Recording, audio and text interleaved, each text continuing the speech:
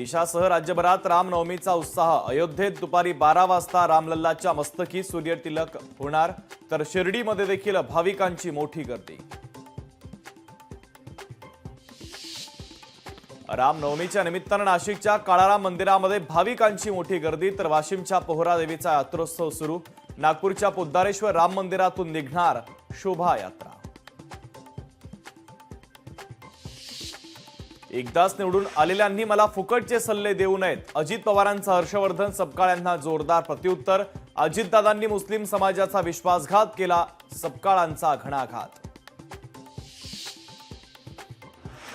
भाजपचा आज 45वा स्थापना दिवस, तर आजपासून आठवडाभर भाजपकडनं विविध कार्यक्रम।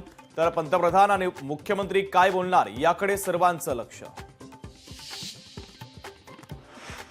सोलापूरमध्ये 2 मुलींचा दुर्दैवी मृत्यू, आणखी 2 मुलं गंभीर। दूषित पाण्यामुळे मृत्यू, तर रहिवाशांचा आरोप, तर डेंग्यूमुळे मृत्यू झाला, पालिका आयुक्तांचा दावा।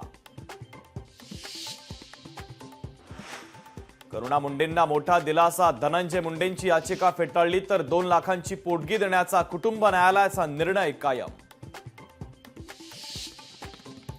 राज्यात 21 वर्षांनी शिक्षकेतर कर्मचाऱ्यांची भरती, शिक्षकेतर पदांच्या भरतीचा मार्ग अखेर मोकळा। सुमारे 5000 पदांची भरती होण्याची शक्यता।